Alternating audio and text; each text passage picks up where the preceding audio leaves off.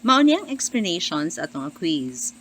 Sa formal nga English, kung magsugod ta sa atong sentence sa word nga only, unya sundan natong time expression parehas sa only after, only if, only once, only then, only when, o kining only later. Ang sunod nga clause ani dili magsugod sa subject. Inverted ang forma. Maguna ang helping verb sa main verb nga gamiton sa sentence. Ing ani, helping verb, dayon subject, dayon main verb.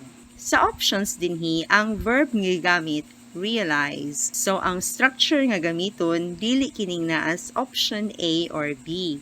Kay nag-una man ang subject nga he dinhi. Dili ang helping verb nga did. Sayo pwedeng structure sa A o B, kay sa option A na ay D sa tumoy ang realize.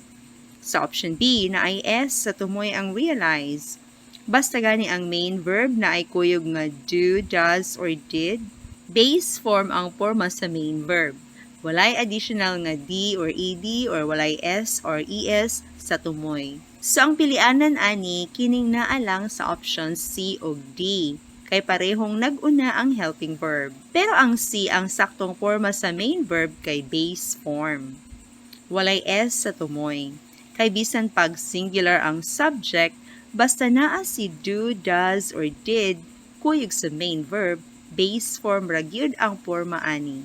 Maong realize ra, dili realizes. Ang adjective sama sa busy nga nagsugod sa linking verb parehas sa was. Kung sundan og verb form, pwede lang sundan og ing form sa verb. Was busy plus ing form.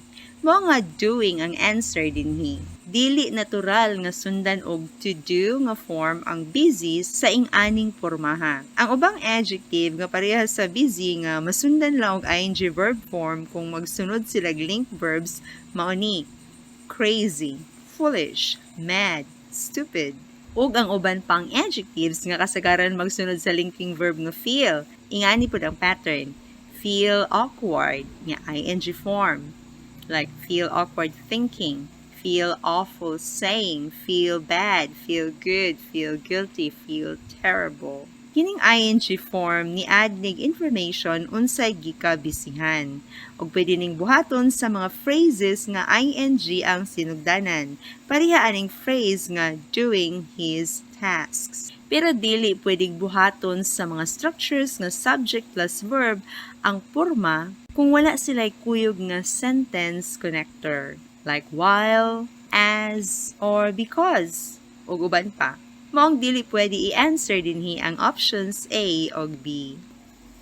Ang saktong ibutang nato sa blank space dinhi kining naa sa option C. Mapakita ini kung unsay gibuhat sa subject nga we. Kung sugdan natog phrase nga mo-describe sa gibuhat sa subject nga atong sentence, ing form sa verb ang magsugod sa phrase. Parehas na as option C, entering. Ang phrase, entering the hall. Ang past participle form sa verb, magamit lang ni siya kung atong i-describe ang nahitabo sa subject. Pero ang pag-enter, gibuhat man nila, wala man ni mahitabo sa subject nga we. So, dili option A ang tubag. Dili po ta mo gamit sa options B o C kay subject plus verb ang porma ini. Dili pwedeng magamit ang subject plus verb nga porma pang describe sa part sa sentence kung wala sila'y kuyog nga sentence connector. Parehas sa as, while, because, when, o uban pa. So, pwede ta mo ingon, as we entered the hall, we noticed, or while we were entering the hall, we noticed, something like that. Kini nga item nagtest nato kung unsay saktong porma sa word nga equipment ang gamiton, plural ba or singular. O kung unsay saktong verb form nga i-partner niya, plural ba or singular ba pud. Ang equipment usa ka uncountable noun sa English language. Kung sa atong lingwahe ma-plural ni siya, sa English language, ang uncountable noun walay plural form. So, dili ta mo answer sa options A o B kay plural form ang equipment diri. Og tungod kay singular form ang gamiton kung uncountable ang noun, singular form pud sa verb ang kapartner niya. Maong option D ang saktong tubag.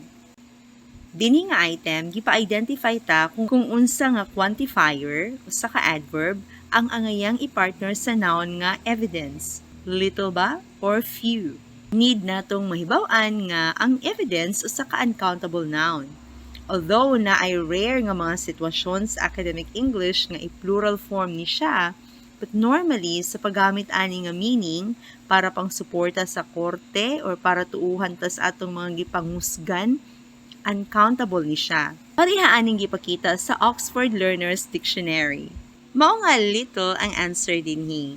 Kay para ni sa mga uncountable nouns. Kay ang few para sa mga countable nouns or mga nouns nga naay plural forms. Pero dili ni sumpayan pag of, parehas option D. Little dayon uncountable noun. Little evidence kung negative meaning. Gamay nga kuwang.